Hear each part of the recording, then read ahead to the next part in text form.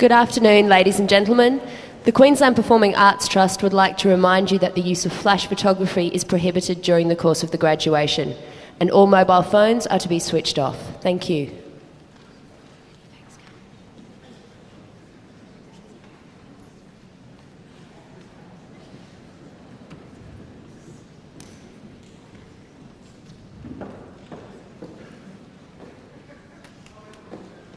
Ladies and gentlemen, welcome to the graduation ceremony for the graduates of the Faculties of Law and Science. In a few minutes, the graduation ceremony will commence. The procession of dais and staff parties will enter.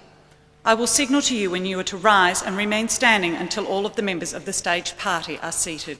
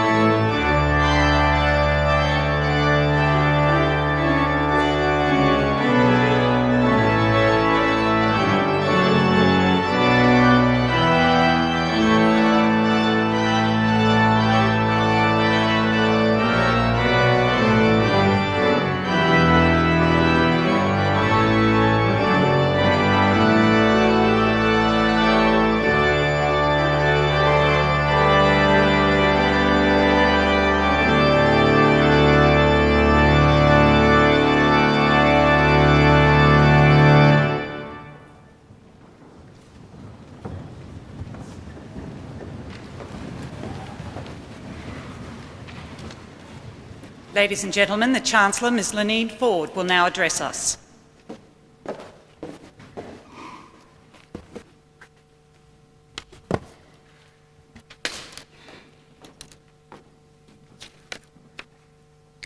The Honourable Chief Justice Murray Gleeson, AC, Professor Bill Lovegrove, Acting Vice-Chancellor, members of the Griffith University Council, distinguished guests, colleagues, graduands, ladies and gentlemen. It is the custom for Griffith University and its guests to gather and celebrate the conferral of academic awards on its graduates. So on behalf of the Council of the University, I'm pleased to extend a very warm welcome to everyone present for this graduation ceremony. This occasion holds special significance for our graduates because this afternoon, in the presence of family, friends, and the entire university community, your dedication and hard work are recognized and rewarded. I would like to extend a very special welcome to the Honourable Chief Justice Murray Gleeson, AC, Chief Justice of the High Court of Australia. He will receive the university's honorary degree, Doctor of the University, and will deliver this afternoon's occasional address. We're very honoured to have you here, Chief Justice, particularly as our students graduating today are from the Faculty of Law, as well as the Faculty of Science. then our students too will, I'm sure, make valuable contributions professionally and as responsible citizens. Griffith is one of the largest multi-campus universities in Australia and is formed by an integrated network of 6 campuses stretching from the Gold Coast to here at South Bank on the Brisbane River. From these campuses, Griffith serves the higher education needs of its students and its related communities in the Brisbane Gold Coast region, as well as nationally and internationally. The university's commitment to the pursuit of excellence in teaching, research, and community service is embedded in its forward-looking approach that combines the best of university traditions and values with innovation. We were certainly pleased to read in The Australian last month about Griffith's law faculty that had rated 100% in student satisfaction and 100% for graduates in full-time jobs. It was the only law school in the country to do so. And so that the science graduates today don't feel left out and think that I'm a little bit biased in favor of law students. Having been a lawyer, I did start off as a medical lab technician, which was my first career. So to our science graduates too, I'm sure that I understand that many of you are also in employment and in the different fields that you have studied in, which is a great achievement for a university to be able to say that. The hallmark of Griffith's activities is the bringing together of disciplines in the development of courses and research activities that meet the changing needs of society. Its activities are enhanced by the university's close links with business and the community. And the value of these links is nowhere more obvious than in the mentoring program, which provides our students with the opportunity to gain valuable work experience and industry connections. There are 220 students from across Griffith University participating in this program this year.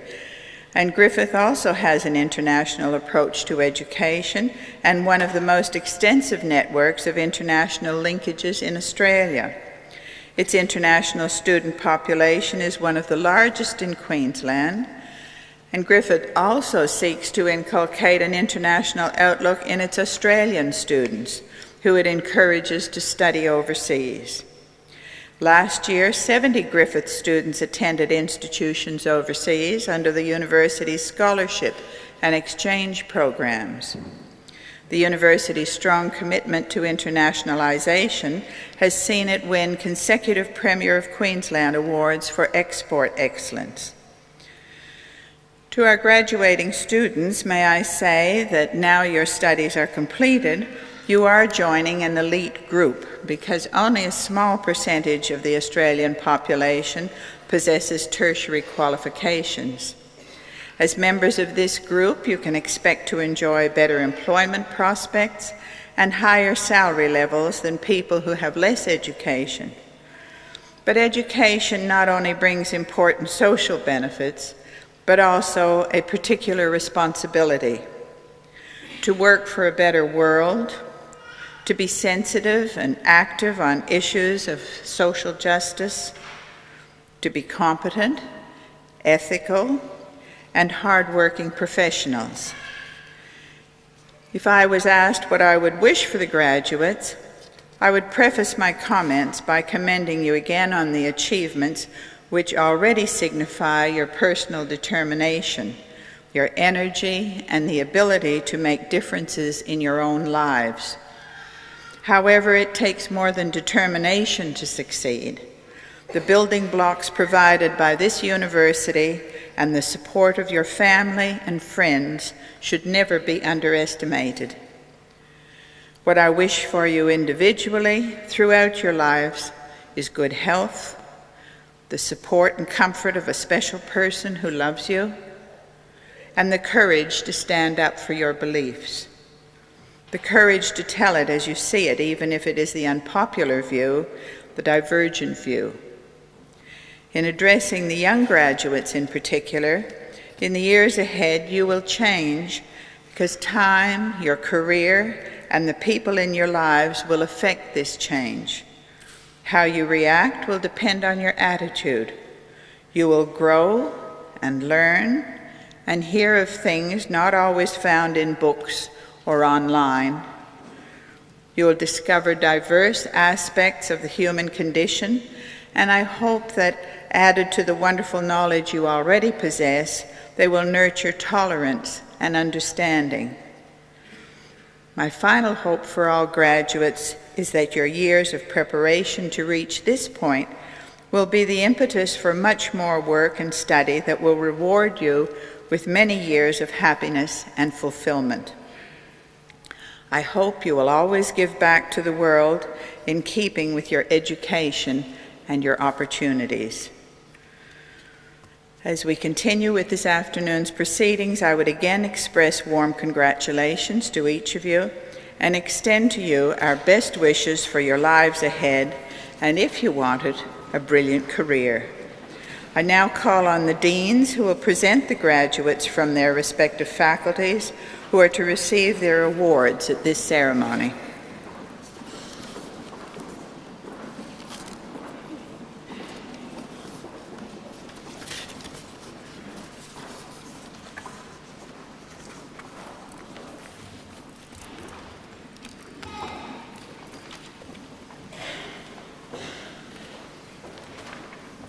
Chancellor, Professor John Dewar, Dean of the Faculty of Law.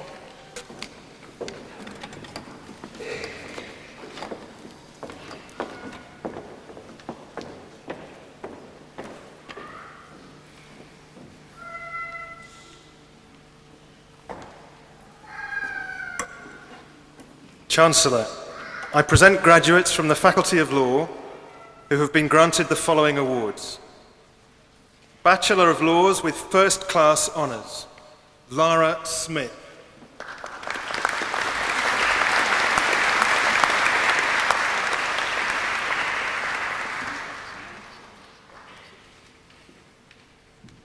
Bachelor of Laws with Second Class Honours Division B, David Hogan.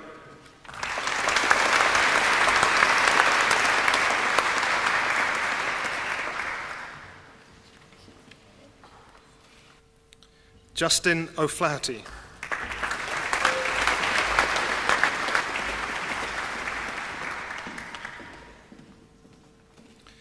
Bachelor of Laws and Bachelor of Arts, Jenny Dukic.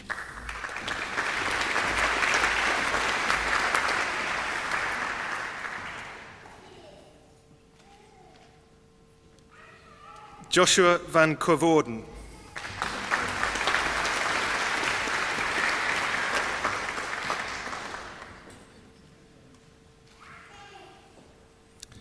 Bachelor of Laws with First Class Honours and Bachelor of Arts. Chancellor, the next graduate has been awarded the Asian and International Studies Medal for 2000 for the most outstanding academic achievement in a bachelor's degree. Kathy Nichol.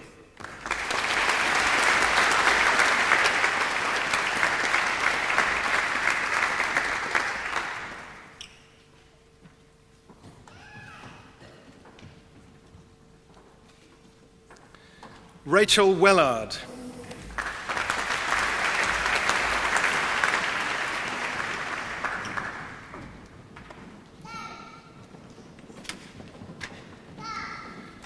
Bachelor of Laws with Second Class Honours, Division A and Bachelor of Arts, Catherine Shan.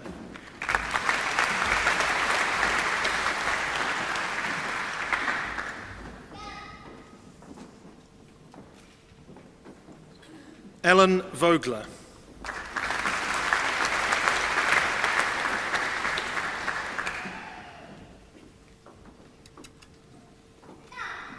Alexis Wallace.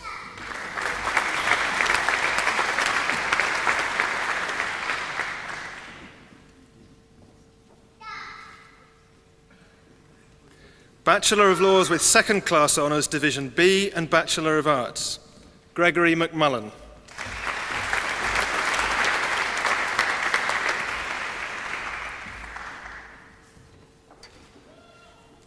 Clodagh Smith.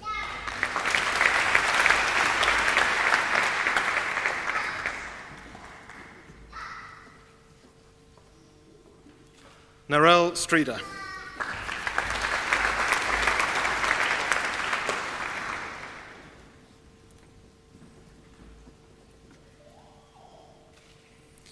Bachelor of Laws and Bachelor of Commerce, Scott Ames.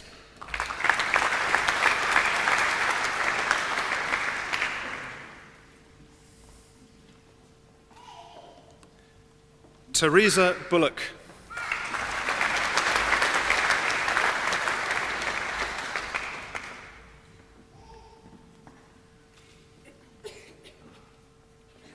Marie Hume.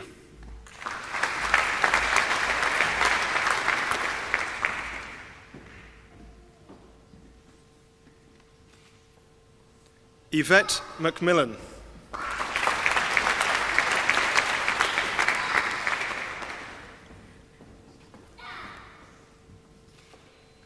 Sarah Strang.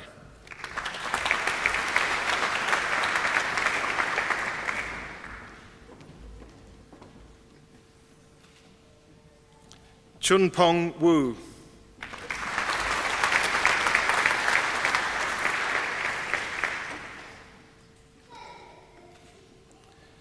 Bachelor of Laws with Second Class Honours Division A and Bachelor of Commerce, Scott Cowell.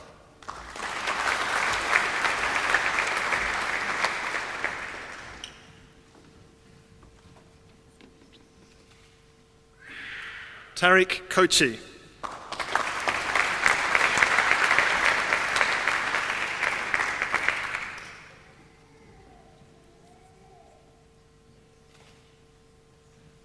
Leonie Loadsman.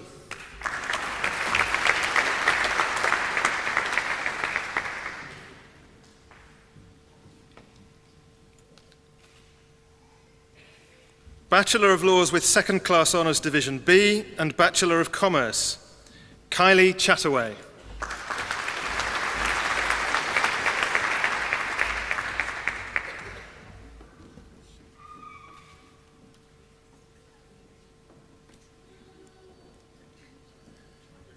Salvatore Gullo.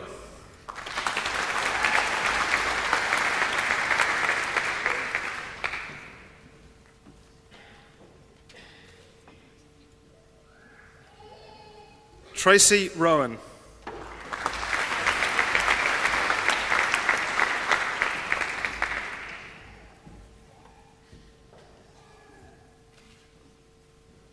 Peter Witham.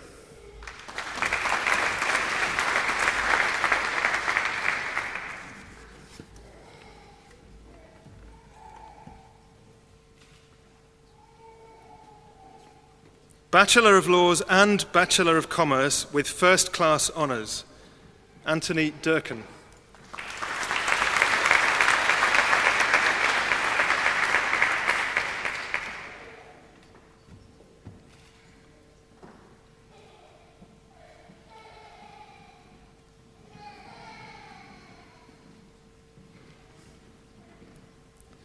Craig Singleton.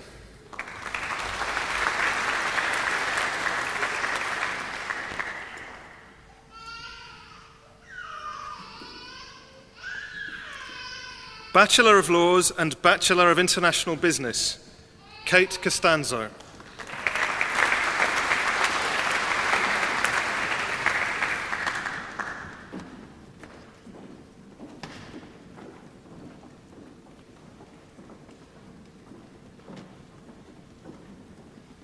Mitesh Raniga.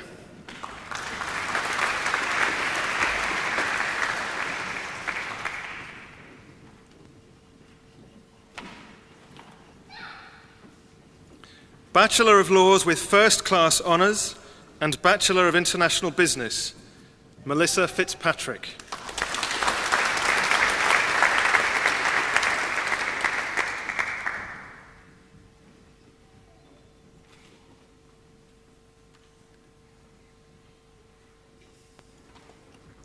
Bachelor of Laws with Second Class Honours Division A and Bachelor of International Business, Simon Bowden.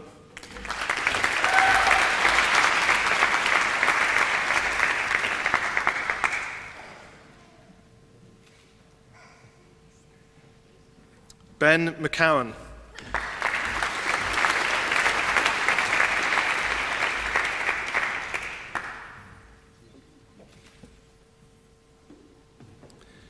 Bachelor of Laws with Second Class Honours Division B and Bachelor of International Business, Heinel Ban.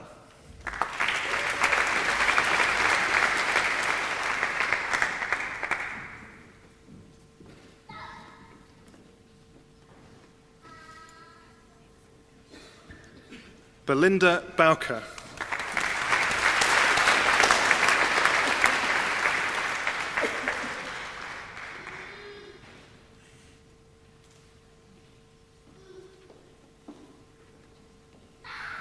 Robert Brandon.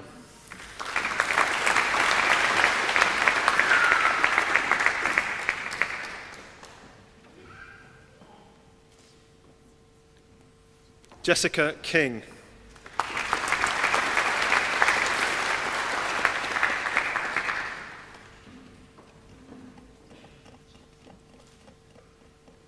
Natasha McFadden.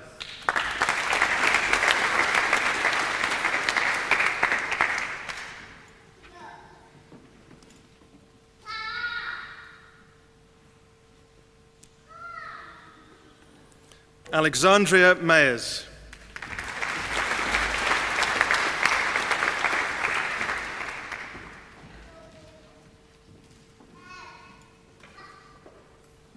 Jason Mullen.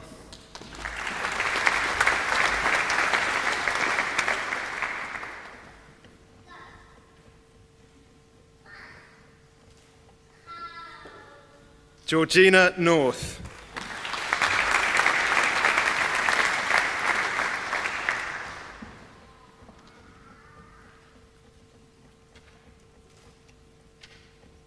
Laura Rouse.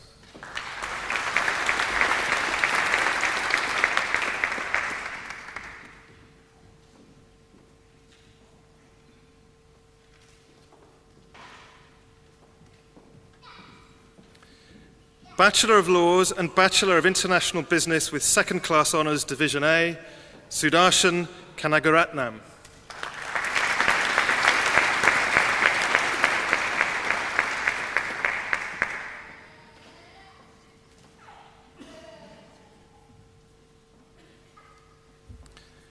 Bachelor of Laws and Bachelor of Science, Kelly Giles.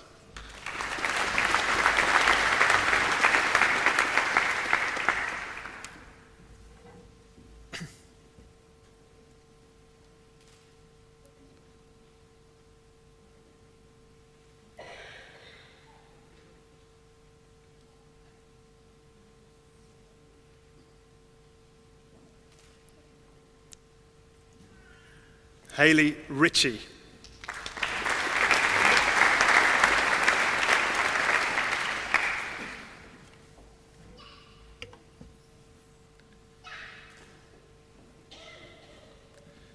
Bachelor of Laws with First Class Honours and Bachelor of Science, Pepe Clark.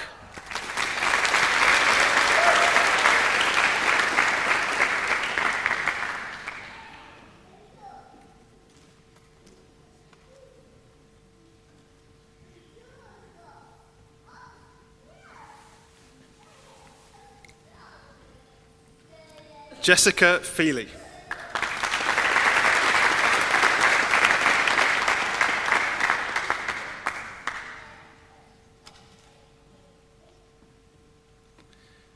Bachelor of Laws with Second Class Honours Division A and Bachelor of Science, Catherine Johnston.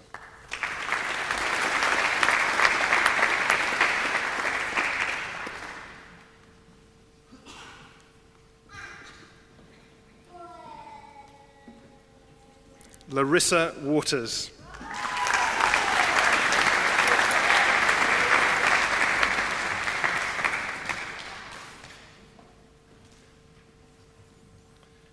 Chancellor, that concludes the presentation of graduates from the Faculty of Law.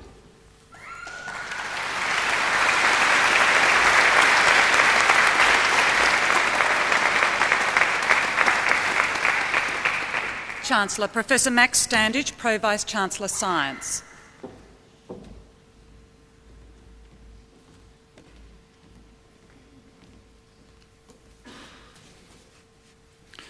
Chancellor, I present graduates from the Faculty of Science who have been granted the following awards. Bachelor of Aviation, Warwick Scott Martin.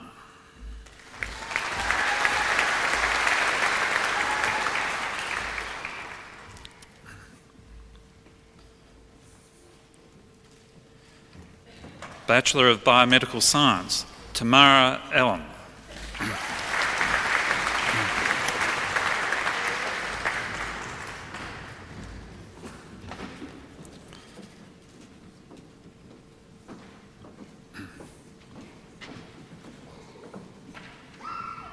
Laura Arrowsmith.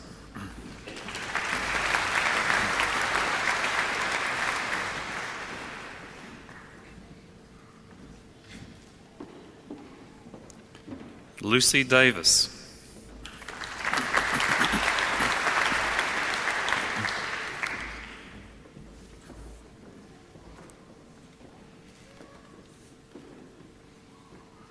Jodie Dennis.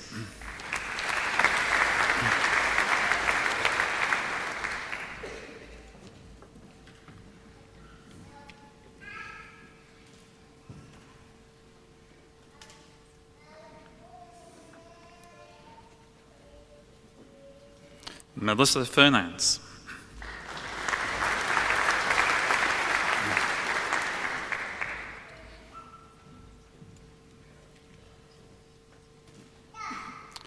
Katrina Hamilton.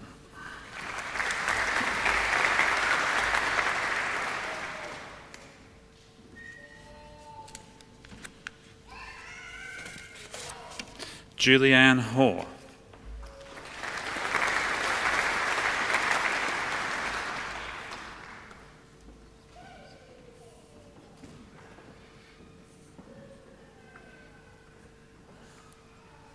Melanie Johns.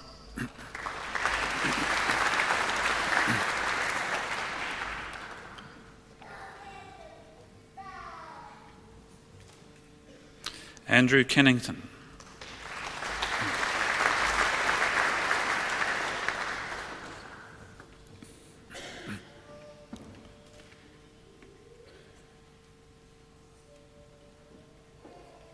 Debbie McAlpine.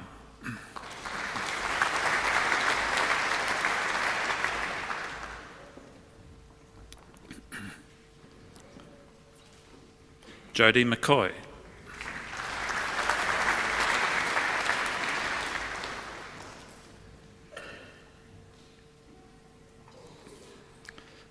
Cameron McDonald.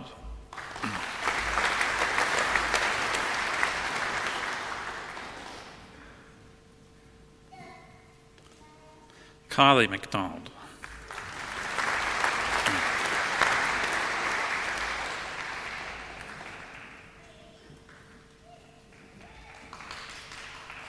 Amanda McGregor.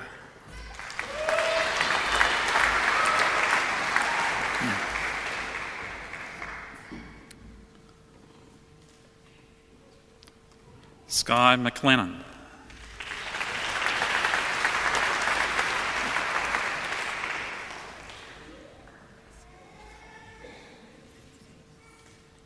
Teresa Muntz.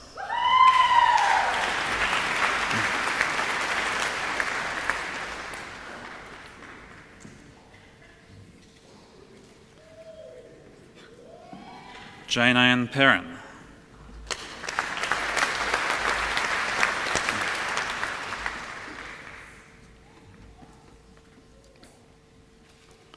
Lee Petrarch.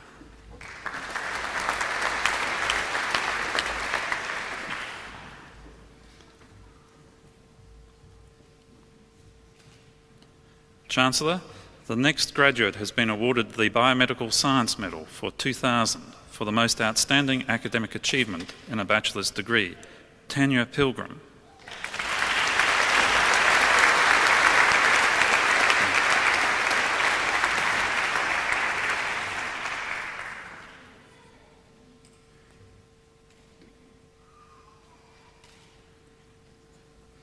Rudesh Prasad.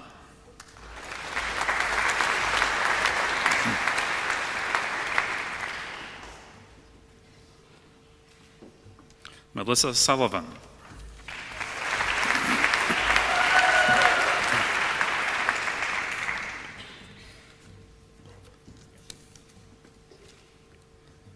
Chelsea Tosh.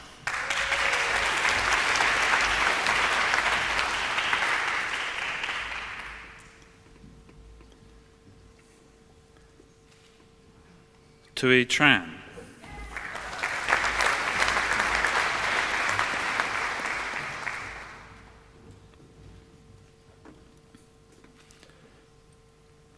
Damien Webb.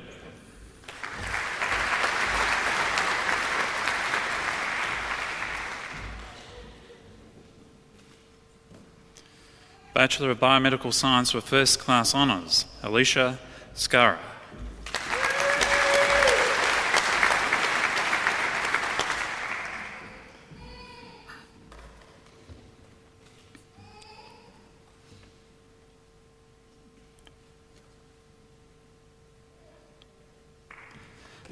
Bachelor of Biomedical Science with Second Class Honours, Division A, Stacey McGrath.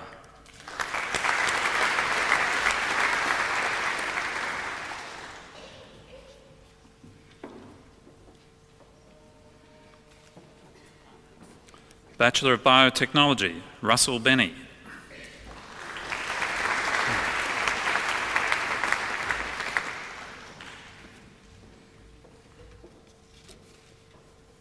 Desislava Bianco.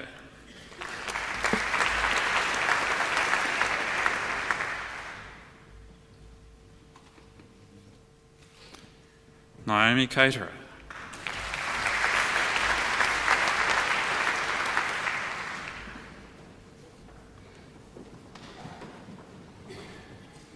Tertia Dex.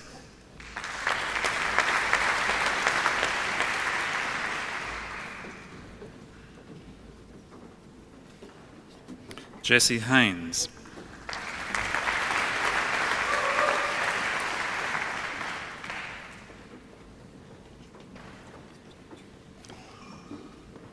Anthony McMaster.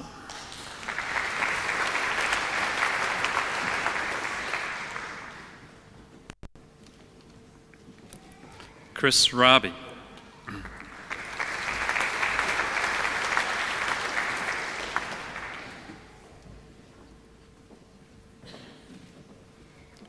Jodie Riddell.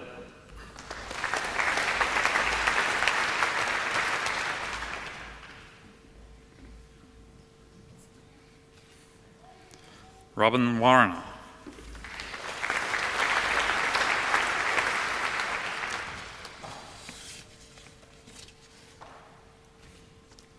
Bachelor of Science, Tania Bartram.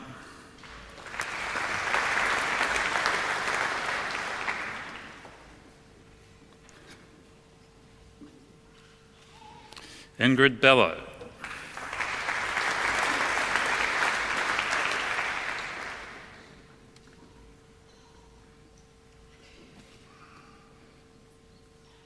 Daniel Blundell.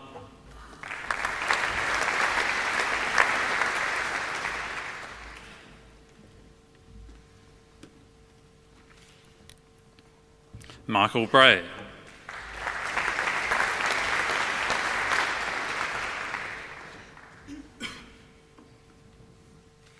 Nicole Clunan.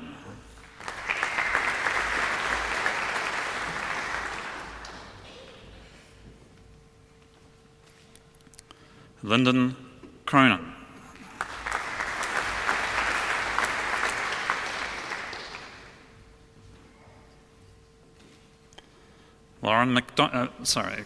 Lauren Jacoby.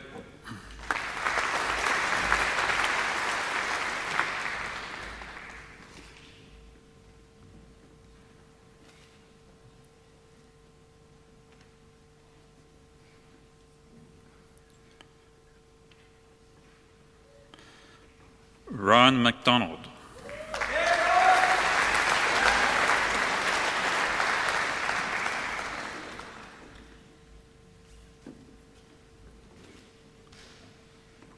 Carolyn Muntz.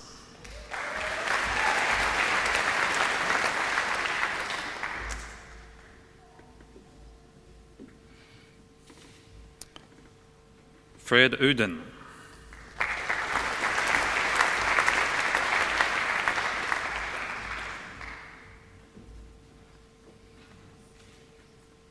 Laura Papp.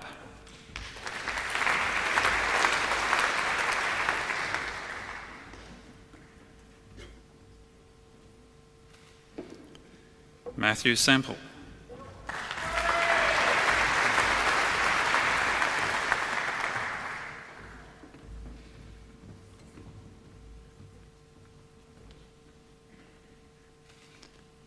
Nadia Shale.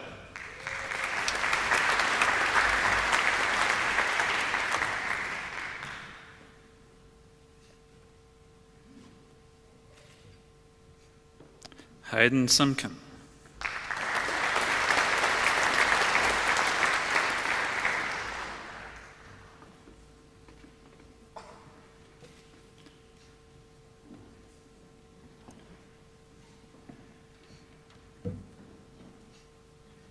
Guy Celine.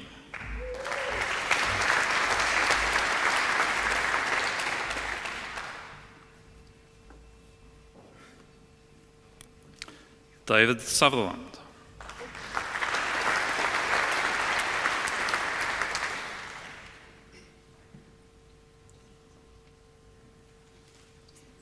David Wong.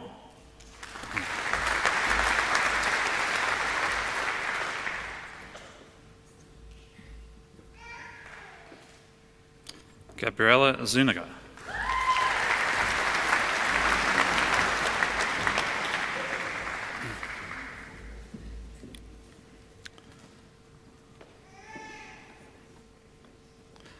Bachelor of Science with First Class Honours, John Bianco.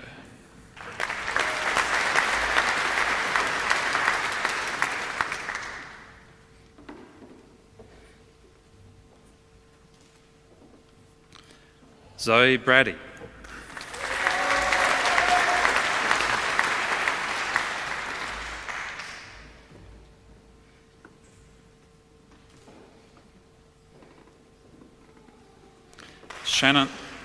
Shannon Dillon.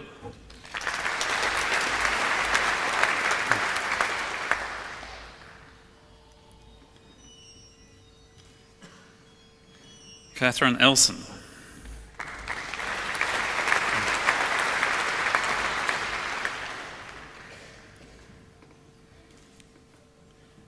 Terry Swingen.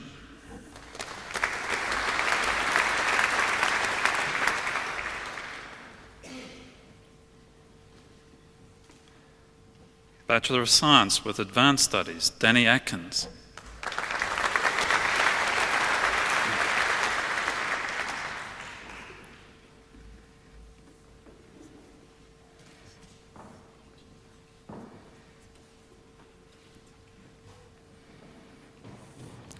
Chancellor, the next graduate has been awarded the Science Medal for 2000 for the most outstanding academic achievement in a bachelor's degree, Natalie Collins.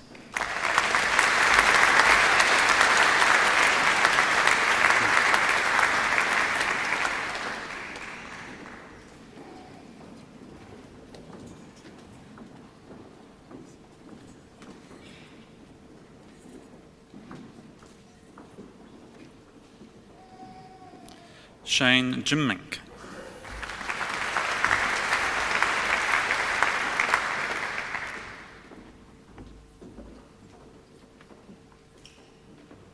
Leighton Miller.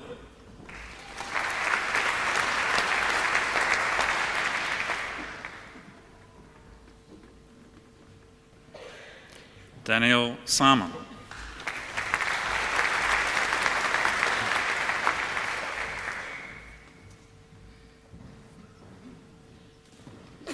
Bachelor of Science in Applied Mathematics and Statistics, Christopher Brett.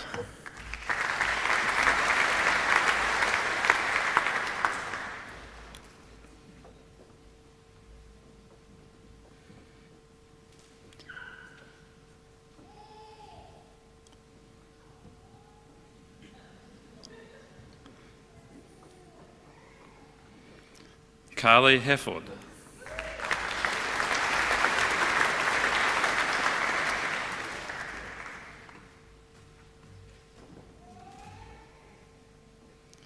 Michael Emmelfort.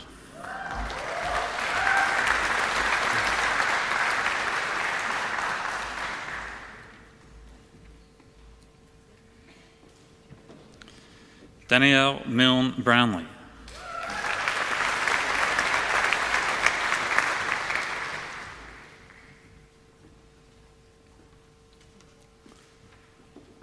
Bachelor of Science and Bachelor of Arts, Elizabeth Dobson.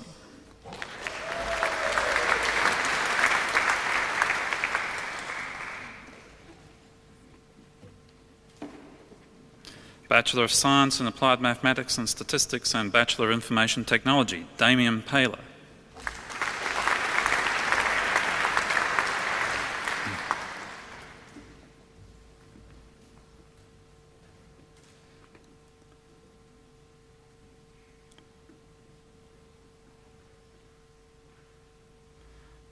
Bachelor of Science in Laser Science, David Gibson.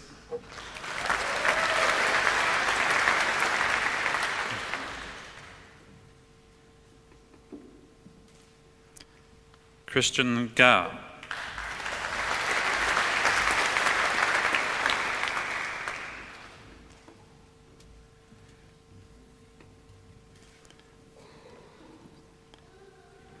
Vincent Yao.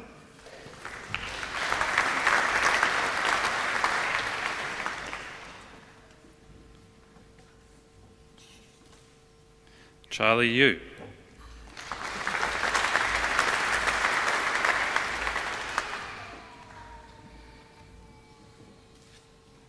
Bachelor of Science in Pharmaceutical Chemistry, Tommy Fuenzalida.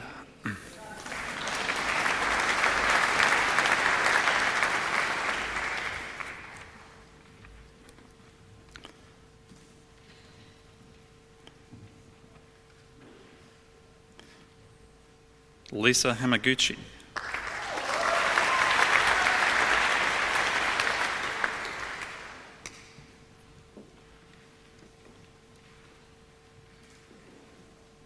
Graduate Diploma of Clinical Biochemistry, Ross Billio.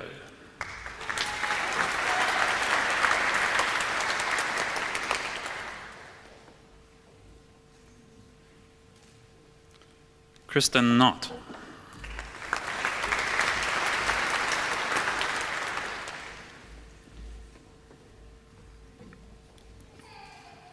Graduate Diploma of Clinical Microbiology, Kate Hunt.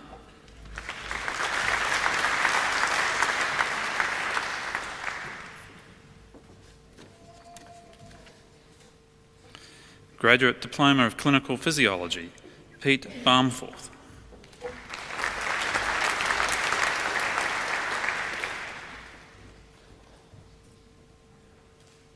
Sonia Naumann.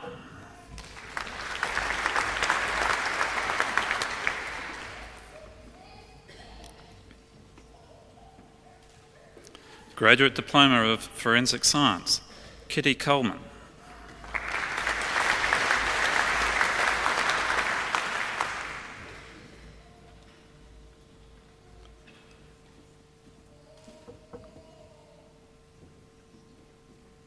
Kirsty McAllister.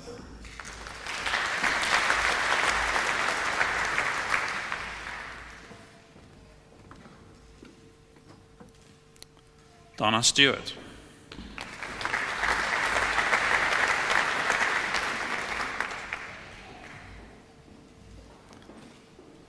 Nicole Tyso.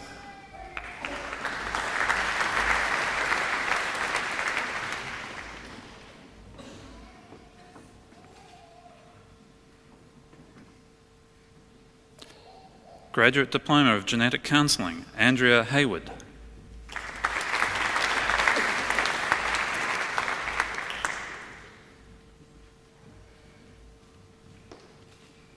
Mary Hendry.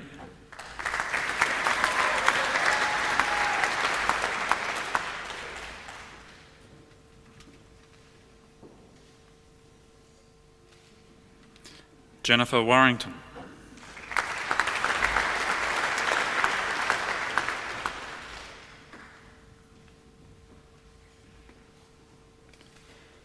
Master of Aviation Management, Konstantin Ferov.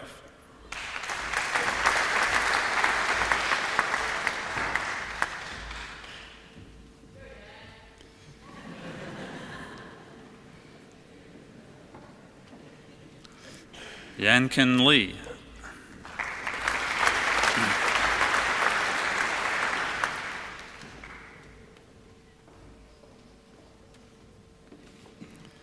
Manuman Mitra.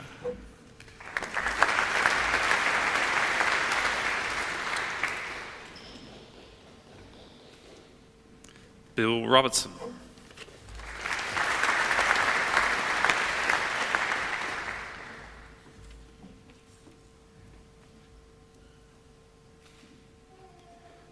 Master of Science in Forensic Science, Michelle de Villiers.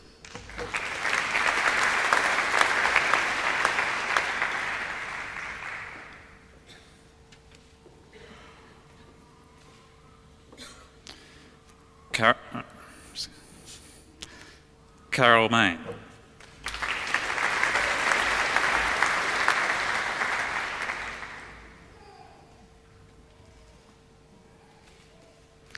Alice Orwatt.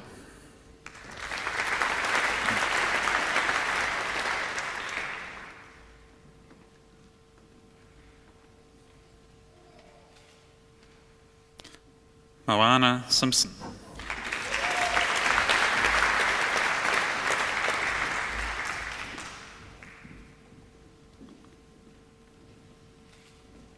Master of Science in Genetic Counselling, Jennifer Berkman.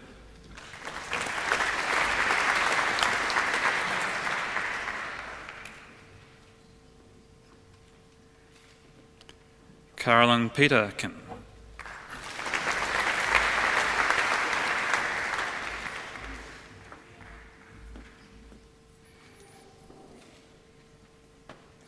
Karen Stringer.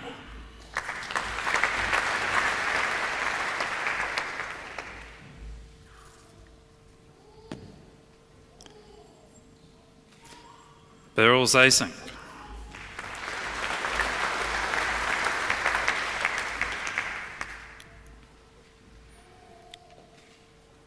Master of Science with First Class Honours in Biotechnology, Mari Carbo.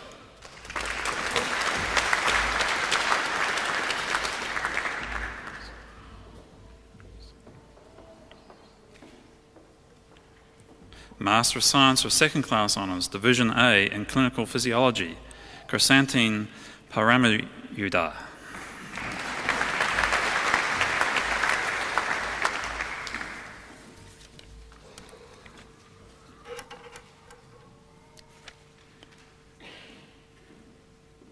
Chancellor, that concludes the presentation of graduates of the Faculty of Science.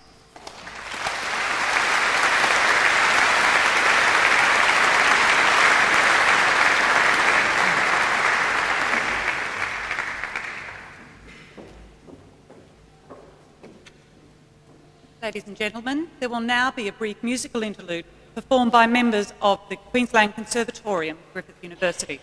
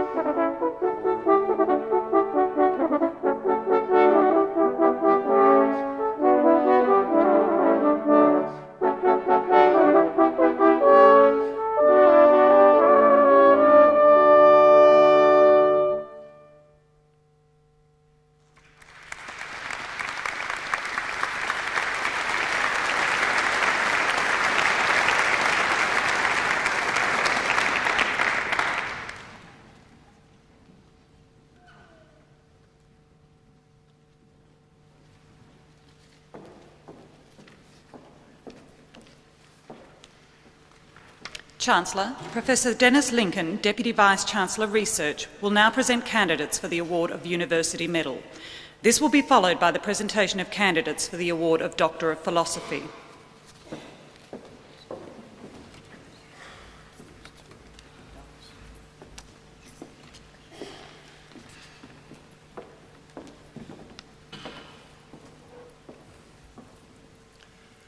Chancellor, the University Medal may be awarded in recognition of academic excellence to a graduate who has completed the requirements for both a bachelor's degree of the university and a degree with first-class honours. Chancellor, I am pleased to present a graduate from the Faculty of Law who has been granted the University Medal, Catherine Ann Nicol.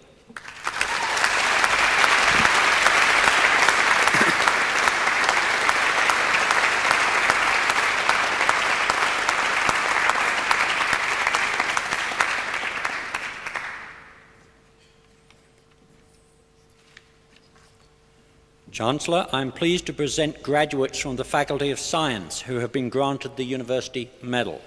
Zoe Brady.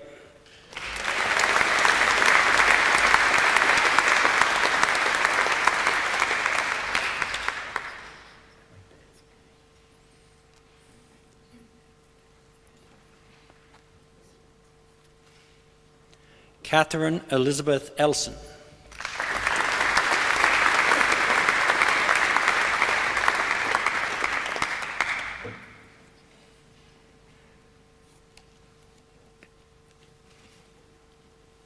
Chancellor, that concludes the presentation for the award of the University Medal. Chancellor, I will now present candidates for the award of the degree of Doctor of Philosophy. Today, the University is proud to honour graduates who have satisfied the rigorous criteria for the award of the degree of Doctor of Philosophy. Chancellor, the following graduates have been granted the degree of Doctor of Philosophy taken in the Faculty of Law. Dr. Godden studied the legal ordering of the natural environment and the relationships that exist between people and nature. Chancellor, I present Dr. Lee Carroll Godden.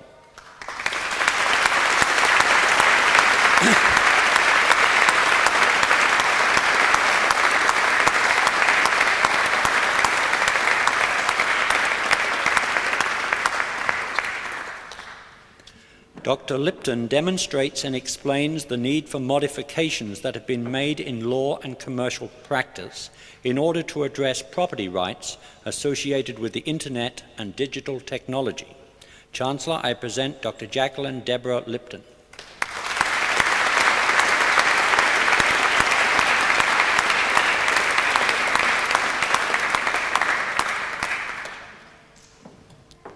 Chancellor, the following graduate has been granted the degree of Doctor of Philosophy taken in the Faculty of Science.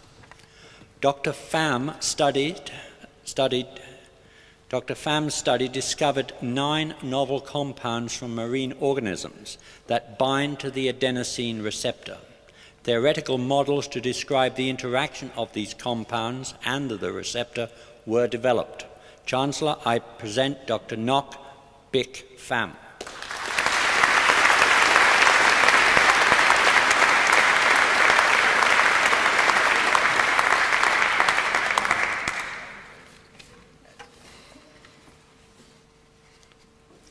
Chancellor, that concludes the presentation of Doctor of Philosophy graduates.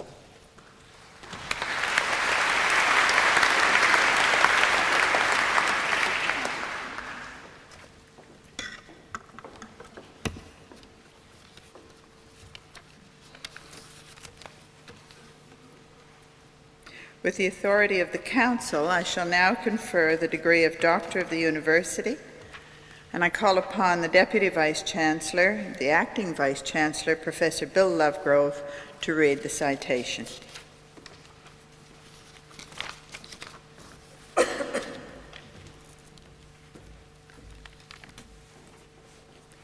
Chancellor, the Council of the University has resolved to award the degree of Doctor of the University to the Honourable Chief Justice Murray Gleeson, AC.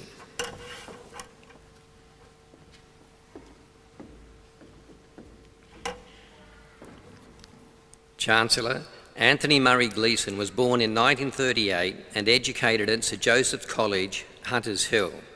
He graduated with Arts and Law from the University of Sydney. Murray Gleeson was admitted to the New South Wales Bar in 1963. During his early career, he was a tutor in law at St Paul's College, Sydney University, and later lectured in company law, also at Sydney University, until 1974. That year, at a relatively young age, he was appointed a Queen's Counsel. He served as a member of the New South Wales Bar Association from 1979 and became President of the association in 1984. During his distinguished career at the Bar, he developed an extensive general practice with significant expertise in equity, commercial and constitutional work. He was held in the highest regard as an advocate with formidable analytical and technical skills. He was appointed an Officer of the Order of Australia in the Queen's Birthday Honours in 1986. In recognition of his considerable talents and his standing in the legal profession, he was appointed as Chief Justice of the Supreme Court of New South Wales in 1988, an appointment which was the first in 50 years to have been made directly from the Bar. During Murray Gleeson's term as Chief Justice, the Supreme Court and the legal system in general faced many challenges and changes. These included the political debate and media scrutiny of sentencing decisions in the criminal jurisdiction, as well as the delay in the criminal justice system and the effects of this on defendants held in custody. Murray Gleeson initiated reforms to improve efficiency within the court, including the adoption of case management strategies and the appointment of a public information officer to the court.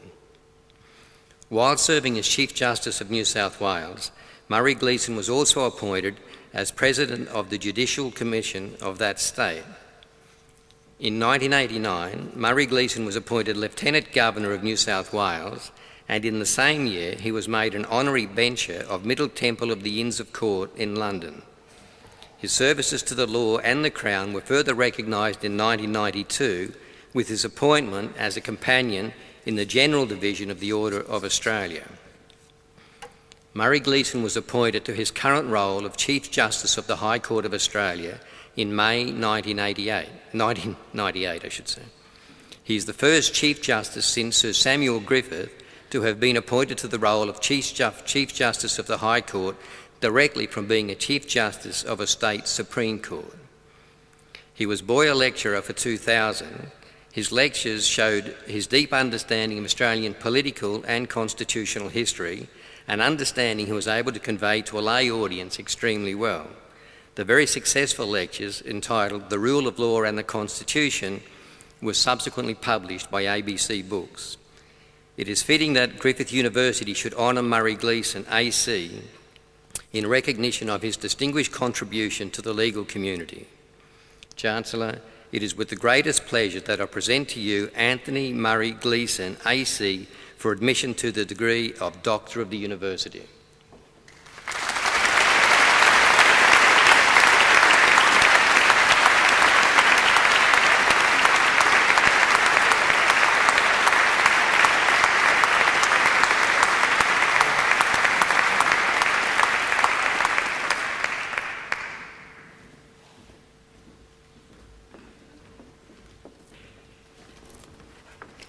I'd now call upon the Honourable Justice Murray Gleeson, AC, Doctor of the University, to deliver the occasional address.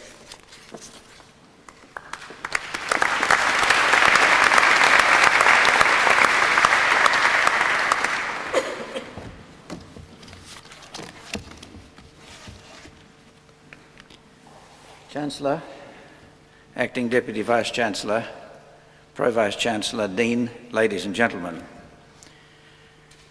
I'm greatly honoured by the award of the degree that has been conferred on me. And I'm also honoured to have the opportunity of participating in this ceremony at which the achievements of so many scholars are being marked by the university. The formality associated with graduation ceremonies is a public acknowledgement of the importance attached by the university and the general community to academic success. I congratulate you all. Although some of you have graduated previously, for most this marks the completion of your undergraduate course of studies, and you're all entitled to be proud of your achievements. You're also entitled to look to the future with confidence and enthusiasm. It's a delight to share this occasion with you. Many of you, no doubt, owe a great deal to the support and encouragement that you have received over the years from family and friends. Although some may come from families with past university associations, I expect that most of you, like me, belong to the first generation in your families to have had the opportunity of a tertiary education. Many of you have been able to take advantage of that opportunity by reason of the support of others who were not themselves so fortunate.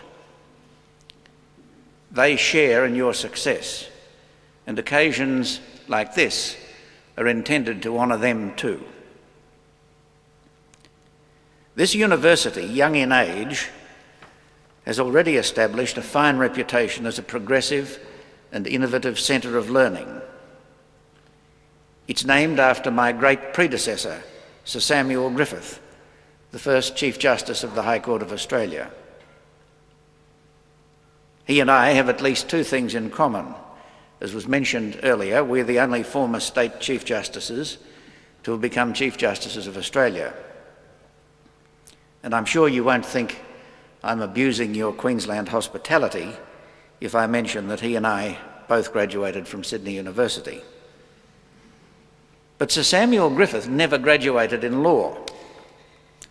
All three of the foundation members of the High Court, Chief Justice Griffith and Justices Barton and O'Connor, were graduates of Sydney University, but they graduated in arts, not law.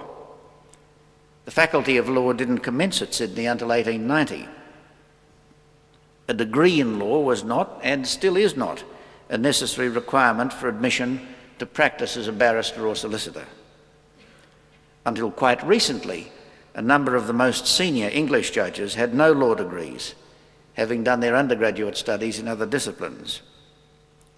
The assumption was that legal knowledge was something to be gained by experience and practical training, rather than theoretical discourse. This isn't to underestimate the great contribution to the law that has been made by the universities. The development of legal theory at an academic level is now recognised as indispensable. But it is worth remembering that many great judges of the past, including Sir Samuel Griffith, learned their law in a different way. I'm sure that it has been the purpose of the university in conferring this degree more to honour the High Court as an institution than me personally. I hope that today's science graduates, as well as the law graduates, will take some interest in that institution, which was famously described by Alfred Deakin as the keystone of the federal arch. My purpose this afternoon is to seek to encourage that interest, and my remarks are directed as much to the scientists as to the lawyers. The federal union between what had formerly been separate, self-governing British colonies was achieved 100 years ago. It was the result of protracted negotiations and political compromises that extended over more than 10 years. The terms on which the final agreement for union was reached were embodied in a written constitution that was approved by referenda and parliamentary votes in each colony, and that took legal effect by virtue of an enactment of the Imperial Parliament. The word federal comes from the Latin for a treaty. The essence of a federal system of government is an agreed division of legislative, executive and judicial powers between a central government and the governments of the constituent parts of the Federation, that is, in Australia, between the Commonwealth and the states. A federation requires a formal, written instrument which embodies the agreed division of powers, and that's the Constitution. At the time of federation in Australia, there were three possible federal models: the United States of America, Canada and Switzerland. It was the model of the United States that was most influential with the founders, although they didn't follow it in all respects. The two most notable differences were that Australia was established under a constitutional monarchy, and that Australia, unlike America, followed the Westminster precedent of responsible government, by which the executive required the confidence of Parliament, or more accurately, the House of Parliament that represented the people. As in America, the federal Parliament had two houses. The Senate was originally intended to represent the states, and the House of Representatives was intended to represent the people. The role of the Senate has evolved over time, but that was the original idea, and it explains why each state has the same number of senators regardless of population. That was part of the bargain by which federal union was achieved. The demarcation of the respective powers of the Senate and the House of Representatives was a major issue during the negotiations for the Constitution. Clearly enough, a written agreement dividing governmental powers is certain to give rise to disputes about its meaning and effect. The founders, following precedent both in the United States and in the Australian colonies before Federation, assumed that the ultimate resolution of disagreements about the meaning of the Constitution would involve an exercise of judicial power. Such an assumption was not self-evidently correct, although it isn't easy to see a practical alternative. At all events, the assumption was made. Just as the Supreme Court of the United States was and is the final arbiter of disputes about the meaning of the United States Constitution, so it was to be in Australia. The Constitution required the establishment of what it described as a federal Supreme Court to be called the High Court of Australia, subject to the possibility of appeals to the Privy Council, which were always limited and which were finally abolished in the 1980s. The High Court was to be the ultimate interpreter and enforcer of the federal agreement. It's that role of resolving disputes between governments or disputes between citizens and governments as to the meaning of the Constitution, and of settling disagreements about the division of governmental powers and functions within the Federation that gives the High Court its distinctive character. The political and social implications of the way in which the Court goes about exercising that responsibility are obvious. The Court decides cases about the extent of the powers of democratically elected parliaments and about the allocation of executive and judicial power within the Federation. As former Chief Justice Sir Owen Dixon pointed out, the people and governments of Australia, as parties to the federal agreement, entrusted that responsibility to the Court on the faith of a certain understanding. The understanding was that the Court would approach its function with strict and complete legalism. Legalism doesn't mean the same thing as literalism or formalism, but it requires adherence to legal principle and method, fidelity to the federal agreement, which is the task of the Court to interpret, not to alter or rewrite, and an acceptance of the constraints of judicial legitimacy. The founders and the people committed the task of interpreting the Constitution to a body of unelected lawyers on the understanding that they would approach that task in the manner of lawyers, bringing to it their legal skills, not their political and social enthusiasms. Sir Samuel Griffith made this point firmly in a judgment in 1904 when he said, "I hope the day will never come when this Court will strain its ear to catch the breath of public opinion before coming to a decision in the exercise of its judicial functions." Of course, there's room for legitimate difference of legal opinion about the techniques of interpretation of a written constitution. If it were otherwise, there wouldn't be any constitutional cases. If the meaning of the Constitution was in all respects plain, or if lawyers all agreed as to how to go about resolving uncertainties, there wouldn't be any need for a court to interpret the Constitution. Any lawyer would be able to tell you what it means without contradiction from another lawyer. Today's law graduates would immediately recognise that as an appalling state of affairs. But the task is one of interpretation, not of creativity. It's the express or implied meaning of the text that is controlling, not the individual opinion of a judge as to what the Constitution ought to say. No doubt it's more exhilarating to formulate ideas about what a Constitution ought to provide than it is to address the task of finding out the meaning of a text written 100 years ago in its application to current circumstances and conditions. But for a lawyer, that task provides more than enough challenge. The framers of the Constitution knew that the document they drafted would have to be interpreted and applied in future circumstances they could not foresee. As an instrument of government intended to last long into an unknowable future and intended to be difficult to alter, the Constitution is dynamic. It was never meant to be read as a piece of parchment sealed in a time capsule in 1901. But at the same time, it embodies the terms on which the people of Australia agreed to federate and on which the separate self-governing colonies agreed to surrender part of their powers to a new central authority. Those terms were expressed and communicated to the future in writing. It's the meaning, express and implied, of the language of the instrument that controls the outcome of disputes about the division of government powers.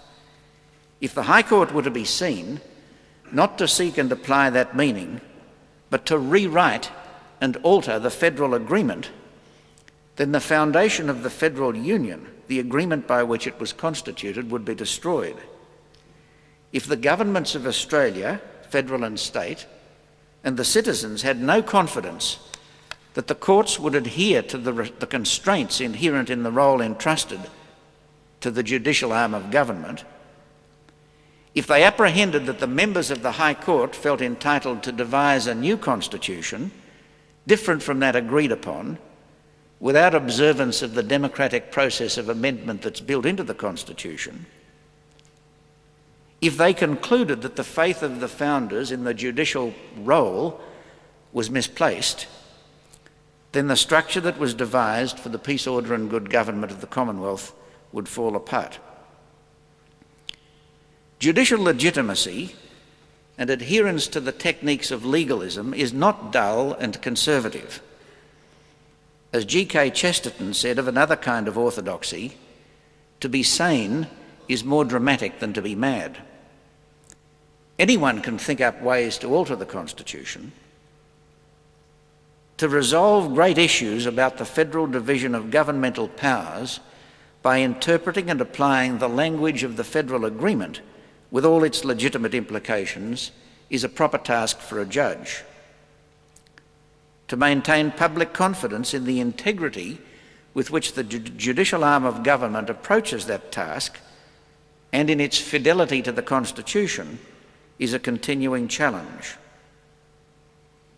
No doubt there are people in the community who wish we had a different constitution and who are impatient with the apparent difficulty of securing the necessary popular support for change.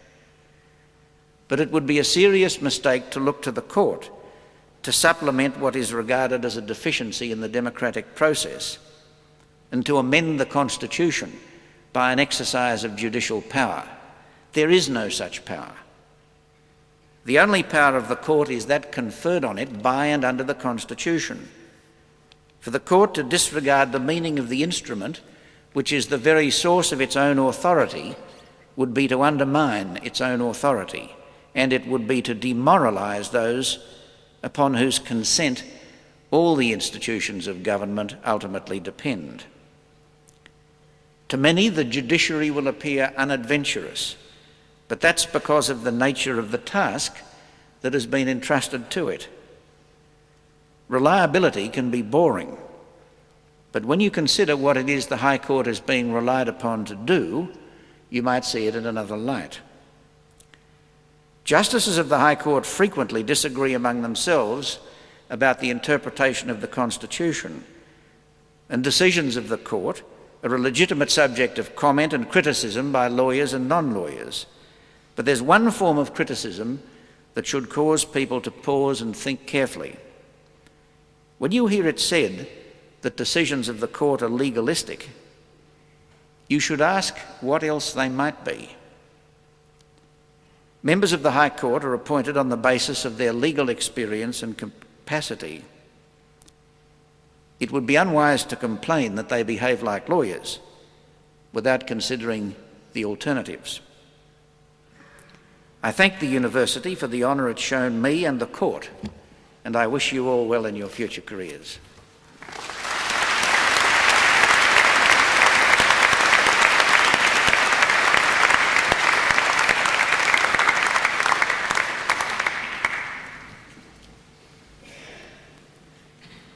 Chancellor, I'm delighted to have this opportunity to thank our guest speaker for his informative and scholarly address. But before that, let me offer my congratulations to you, the graduates, to your family and to your friends for the contributions that you've each made to the achievements being celebrated today. To state the obvious, graduations are very important for you, but they're also important for us at the university. They're important for you as you begin a new stage in your life, They're important times for us at the university to reflect on what we do, how we do it, and how we may do it better. But all of us today have heard a truly scholarly presentation by a great Australian. Through his presentation, Justice Gleeson has provided an insightful overview of the development of our Constitution and its complex operation today. In doing this, he has demonstrated at least some of the intellectual qualities which have led to his being the Chief Justice of the High Court of Australia. And I do like his touch of modesty in assuming that the doctorate is in recognition of the office and not him as an individual. I'm certain that isn't the case. We do honour him as an individual. I'm thinking of taking some legal advice on the distinction between him and his position. Before asking you to join with me in thanking him, I'd just like to comment on the strong link between you, the new graduates, and your university.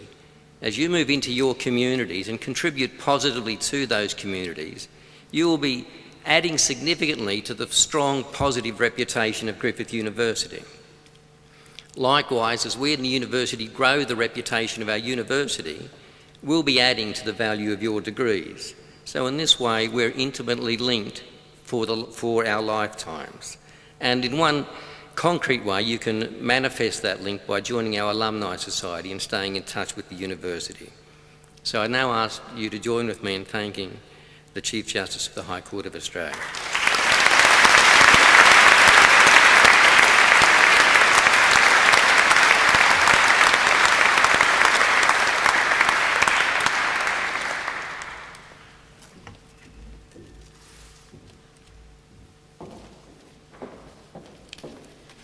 Ladies and gentlemen, the ceremony is now concluded. When the music begins, please rise and remain standing as the dais and staff processions, along with the graduates, retire.